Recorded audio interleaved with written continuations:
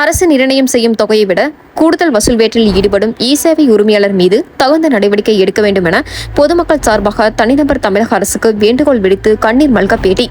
இருப்பினும் தமிழக முதல்வர் நடவடிக்கை எடுப்பாரா என பொதுமக்கள் எதிர்பார்ப்பு. தமிழகத்தில் பொதுமக்கள் பல்வேறு சான்றிதழ்கள் பெற்றிட அரசு அலுவலகங்களை விட இ-சேவை மையங்களை அணுகி பதிவு செய்து சான்றிதழ்கள் பெற்று வருகின்றனர்.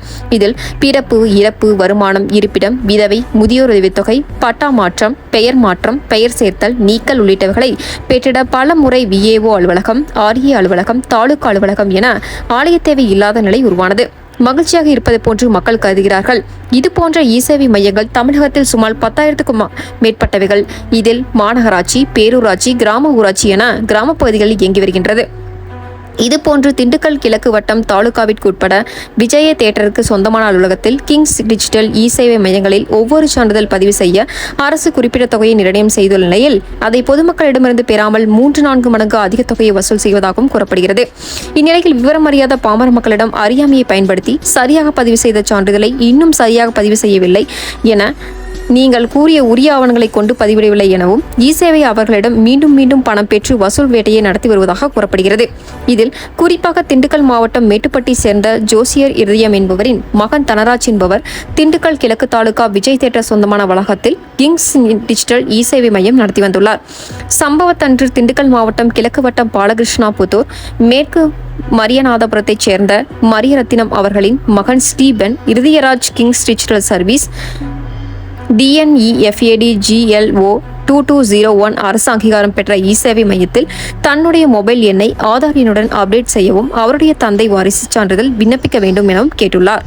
அதற்கு வாடிக்கையாளர் வாரிசு சான்றிதழ்கள் விண்ணப்பிக்க ரூபாய் 60, மொபைல் எண் அப்டேட் செய்வதற்கு ரூபாய் 50, இதுதானே அரசு நிர்ணயித்த கட்டணம் எனக்கு கேட்டுள்ளார். ஆனால் அதற்கு உரிமையாளர் பதில் ஏதும் தெரிவிக்காமல் ரூபாய் 300 கட்டணமாக கொடுத்துவிட்டுதான் போக வேண்டும் என மிரட்டி அவரை மிகவும் மன உளைச்சலுக்கு ஆளாக்கியதாக தெரியவருகிறது. இதனால் மன உளைச்சல் அடைந்த வாடிக்கையாளர் ஸ்டீபன் இருதயராஜ் நுகர்வோர் நீதிமன்றத்தை நாடி வழக்கு தொடுத்து பேட்டியளித்து கூறுகையில், எனது பெயர் ஸ்டீபன் இருதயராஜ். நான் திண்டுக்கல் மாவட்டத்தில் பாலகிருஷ்ணபுரம் புதூர் மேற்கு மரியநாதபுரத்தில் வசித்து வருகிறேன். இதற்கிடையில் கிழக்கு வட்டாட்சியர் அலுவலகம் எதிர்ப்புறம் உள்ள விஜய் தியேட்டர் காம்ப்ளெக்ஸில் இயங்கி வருகிற கிங்ஸ் டிஜிட்டல் சர்வீஸ் இ-சேவை மையத்தில் எனது தொலைபேசி எண்ணை ஆதார் எண்ணுடன் இணைக்கவும் அதே நேரத்தில் எனது தந்தைக்கு வாரிசு சான்றிதழ் விண்ணப்பிக்கவும் இ-சேவை மைய உரிமையாளர் தன்ராஜ் அவர்களிடம் கேட்டேன். அதன்படி எனக்கும் அந்த சேவையை செய்து தந்தார். இருப்பினும் அவர் நிர்ணயித்த அரசு கட்டணத்தை விட என்னிடம் 3 மடங்கு அதிகமாக கேட்டார். நான் தர மறுக்கவே இணை வற்புறுத்தி அவருடைய ரூபாய் 300 பெற்ற பின்னரே என்னை வெளியில் அனுப்பினார். இதனால் நான் மலைச்சூருக்கு உட்பட்டு வழக்கறிஞர் ஐயப்பன் பேப்பர் எண் 4 தலைமையில் வழக்கு தொடுத்தும் திண்டுக்கல் மாவட்ட ஆட்சியர் அலுவலகம், மாவட்ட காவல் கண்காணிப்பாளர் அலுவலகம், மாவட்ட பதிவுத்துறை அலுவலகம் அனைத்துக்கும் முதலமைச்சர் தனிப்பிரிவிற்கும் ஆன்லைன் மூலம் எனது புகாரை பதிவு செய்துள்ளேன். மேலும் இத்தகைய மாபெரும் வசூல் வேட்டையில் ஈடுபடும் இ-சேவை மைய உரிமையாளர் தன்ராஜ் மீது உரிய நடவடிக்கை எடுத்து பொதுமக்களை காப்பாற்ற வேண்டும் என்று மாண்புமிகு தமிழக முதல்வர் அவர்களுக்கு கண்ணீர் மல்க வேண்டுகோள் விடுத்துள்ளார்.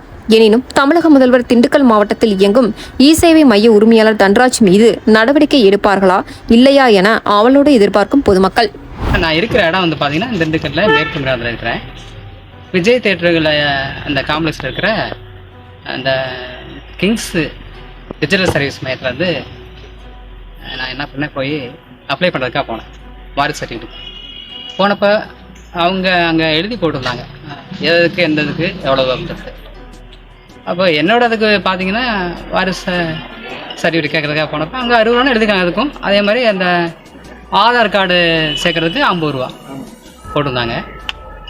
அவங்கள்ட்ட கேட்டப்போ இல்லை வாரிசு சர்டிஃபிகேட்டுக்கு 200 ரூபா வாங்குகிறோம், அங்கே எடுக்கிறது தான் 200 ரூபா வாங்குகிறோம், இதுக்கு ஆதார் கார்டில் நம்பர் சேர்க்குறதுக்கு 100 ரூபா வாங்குகிறோம், 300 ரூபா ஆகுங்க.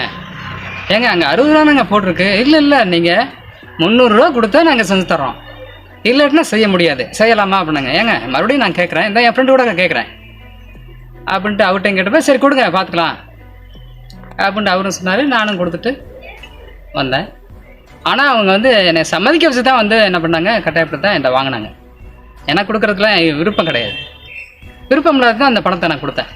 110 ரூபாய்க்கு 190 ரூபா கூட என்கிட்ட வாங்கியிருக்காங்க. அதனால் இது சம்மந்தப்பட்ட துறை அதிகாரிகள் நான் பாதிக்கிற மாதிரி மற்றவங்களும் பாதிக்காத மாதிரி என்ன செய்யணும், அவங்க தகுந்த நடவடிக்கை எடுத்தால் பொதுநலன் கருதி நல்லா இருக்கும்னு நான் நினைக்கிறேன். அதனால தான் இந்த செய்தியை பொதுமக்களுக்கு கொண்டு போகிறேன். இது சம்பந்தமா நீங்க நீதிமன்றத்தை நாடி இருக்கீங்களா? என்ன விஷயம் வழக்கு பதிவு ஆமாம், 15ஆம் தேதி நான் வந்து வழக்கு பதிவு பண்ணியிருக்கேன். ஏன்னா அது என்ன பண்ணிருக்காங்க, அது ஆஜரா சொல்லியிருக்காங்களா? ஆமாம், சம்மந்தப்பட்ட ஒரு மேலே அவங்களுக்கு போயிடுச்சு, அந்த இது போயிடுச்சு. ஆமாம். சரிங்க. இந்த பாதிப்பை ஏற்படுத்தின பேர் என்னன்னு தெரியுங்களா? தெரிஞ்சுக்கலாமா? பேர் தனராஜ் பேர். சரிங்களா. இவருக்கு எத்தனை கிளைகள் இருக்குதா கூட போகுது? அது சம்மந்தமாக நம்மளுக்கு தெரியலைங்க. நிறைய கிளைகள் இவருக்கு இருக்குதா? அது என்னென்ன விஷயம் உங்களுக்கு தகவல் தெரியல? இல்லை, தெரியாது. சரிங்க. எனக்கு வந்து என் ஊருக்கு இதுக்கு பக்கம் நடந்து வந்தேன். சரிங்க. இல்லாட்டினா பல 60 ரூபா ஒரு ரூபா வாங்கக்கூடிய ஒரு இதுக்கு வந்து 200 ரூபாய் கேட்கறத வந்து பப்ளிக்காகவே உங்கள்கிட்ட கேட்குறாரு. நீங்கள் அதை வந்து முடியாதுன்னு சொல்கிறீங்க. கண்டிப்பாக அது வந்து அது சம்மந்தம் இல்லை. பொதுமக்களினால பாதிக்கப்படக்கூடாதுன்னு நினைக்கிறீங்க. ஒரு நல்ல எண்ணத்தில் வந்து எங்களை இதை வந்து நாடி வந்திருக்கீங்க. ஓகே, அதற்கான தீர்வுகளை கண்டிப்பாக வந்து நாங்கள் வந்து கொண்டு செலுத்துவோம். ஓகே, நன்றி, வணக்கம். சரிங்க. உங்கள் பேருன்னு சொல்லி. உங்கள் பேர்? என்னோட பேர் ஸ்டீஃபன் இருதயராஜ்ங்க. ஊர் சொல்லி. என்னோட பேர் ஸ்டீஃபன் இருதயராஜ். நான் திண்டுக்கல்ல கிழக்கு பகுதியில் ரயில்வே ஜங்ஷன் பக்கத்தில் மேற்கு மரியநாதன் சொல்லிட்டு ஊர், அந்த ஊரில் விதியில் இருக்காங்க. நன்றி. அந்த மாதிரி தமிழக நுகர்வோர் ஆணையத்துக்கு என்னோட கேஸை நான் ஃபார்வர்ட் பண்ணியிருக்கேன். இதை நம்ம நாட்டோட தமிழக முதல்வர் இதை கவனம் செலுத்தி இதுக்கு நடவடிக்கை எடுக்கணும்னு சொல்லிட்டு நான் விரும்புகிறேன்.